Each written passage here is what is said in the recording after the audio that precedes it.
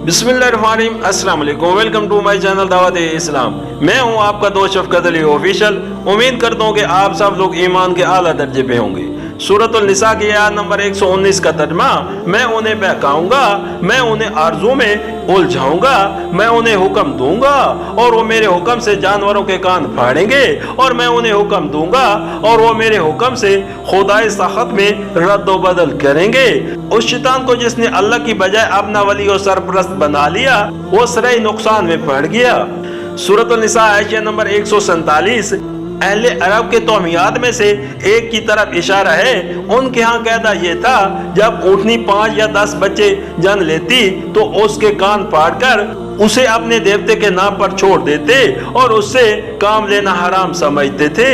इसी तरह जिस ऊँट के नुतफे से 10 बच्चे हो जाते, उसे भी देवता के नाम पर पान किया जाता था, और कान चीरना इस बात की अलामत था कि ये पान किया हुआ जानवर है।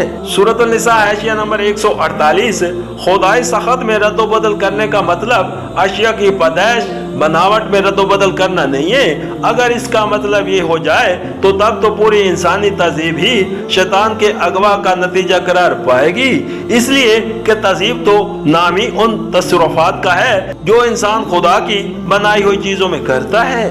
दरअसल उस जगह को रद्द बदल को इंसानी फेल करार दिया गया है। वो ये है कि इंसान किसी चीज से वो काम ले जिसके लिए खुदा ने उसे पैदा नहीं किया है, और किसी चीज से वो काम ना ले जिसके लिए खुदा ने उसे पैदा किया है। बिल अल्फाज दी की वो तमाम फेल जो इंसान अपनी एशिया की फितरत के खिलाफ करता है, और वो तमाम सूरतों में वो मंशाए फितरत से गुरेज के लिए इख्तियार करता है। इस आयत की रूह से शैतान की गुमराह कुन तहरीकात का नतीजा है। मसलन अमल लूत कौम, ज़ब्त विलादत, राहबनियत, बरहमचर्च, मर्दों और औरतों को माच बनाना, मर्दों को ख्वाजा सा बनाना, औरतों को उन खिदमात से मुनारफ करना जो फितरत ने उनके सपुर्द की है, और उन्हें तमन्ना के उन शोबों में घसीट लाना जिनके लिए मर्द पैदा किया गया है।